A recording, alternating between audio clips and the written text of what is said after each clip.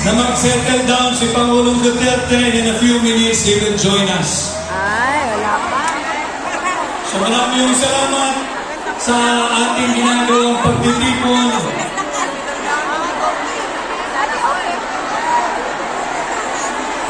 Makikita mo kasi. Okay, makakaupo lang. Silence po. Alam kong excited na ho kayong lahat sapagkat kami, miyembro ng Team Suka, ay excited na rin marinig muli si Tatay Digong. Yes! At ito nga ho yung dahilan ng ating pagtitipon ngayong hapon. Ang pagbibigay ng pasasalamat. Salamat kay OJC. Salamat Pastor Apollo Sikibuloy. Yeah! Salamat siyempre sa presensya kanina ng ating pangalawang Pangulo, Vice President Inday Sara Duterte. Paulit-ulit na pong binanggit, subalit hindi po ako nagsasawang ipaalala sa inyo. Ating protektahan at ipagtanggol si Vice President Inday Sara Duterte. Huwag nating hayaan na ang iilang tiwali at elitistang senador ay nakawin ang sagradong mandato ng 32 milyong Pilipino na pumili at nagluklok kay Vice President Inday Sara. Alam mo ninyo, nakakalungkot ang estado ng ating bansa ngayon. Pinakita kanina sa video kung paano sinalaula, tinapakan at ninakaw ang karapatang pantao ng mga miyembro ng KOJC. Subalit hindi lamang po yan ang kanilang ninanakaw. Ninanakaw din po nila ang pera nating mga Pilipino. Maraming salamat sa inyo, mga overseas Filipino workers. Maraming salamat sa Filipino migrants because last year, kayo po ay nagbigay, nag-ambag sa nation building sa ating ekonomiya ng 38.5 billion US dollars in form of 38.5 billion dollars ang inyong itinulong sa ating ekonomiya. Subalit, ano ang ginagawa ng Marcos administration?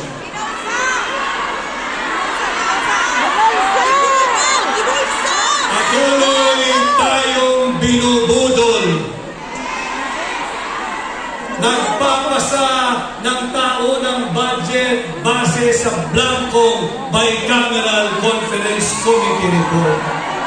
Hindi na naman ang tao, naputi o. Ilang beses na rin po tayo nagkaharap Gets mo? ang pagkakatanda mo sa kabila doon sa ating open stadium.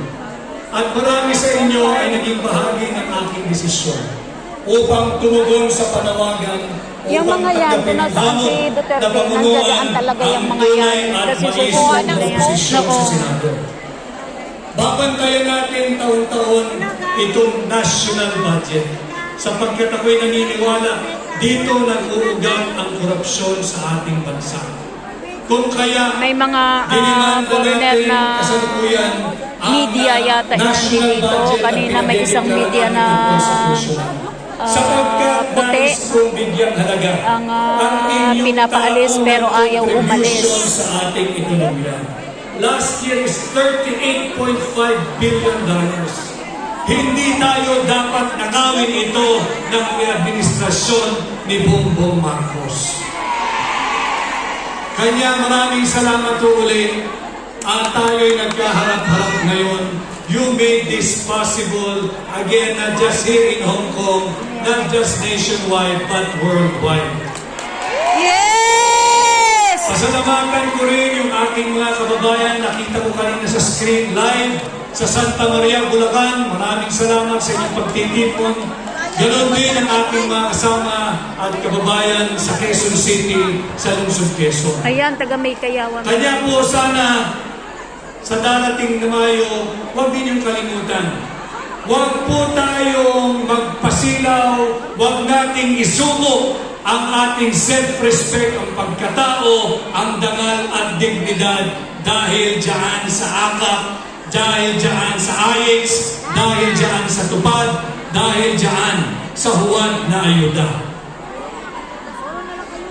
Tingnan nyo na lamang po ang buong Senate slate ng PDP. Laban! Kung ang ating pong katunggali ay may AIX na binibili ang inyong dangal, ang inyong dignidad, ang inyong pagkatao, at ang inyong boto, tingnan po ninyo yung Duterte AIX. Ano po yung Duterte AIX? Yung Duterte approved, Duterte endorsed, and Duterte certified. Ating tulungan. Yan ang tunay na AIX. Hindi pabigat, hindi korupsyon, o hindi totoong puhunan tungo sa higit na mabuting lipunan.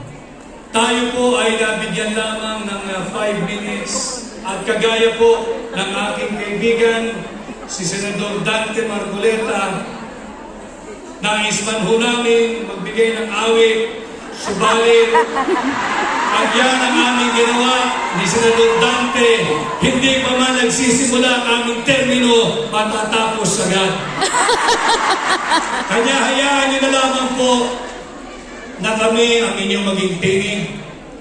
Aking pinagpapatuloy yung napakahalagang kaso na magdedeklara sana na unconstitutional, illegal, immoral, invalid, and criminal yung 2025 budget. Mabuhay ka, Atty. Vic! Pagpapatuloy po natin ito. Galing-galing niya, no? Siya lang talaga. Tsaka si ano? Sa April 1, 2, and 3. At ito po ay para sa inyo sapagkat pinapahalagahan natin ang inyong kontribusyon sa ating ekonomiya.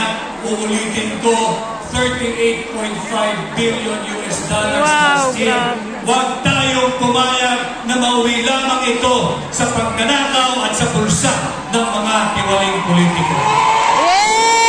Muli ho, ako'y nagpapasalamat sa inyo. Nagpapasalamat kay Tatay Digong.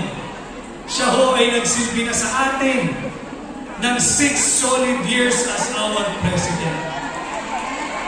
Pagkatapos ng kanyang termino, hindi tumigil ang kanyang pagmamahal sa ating mga Pilipino.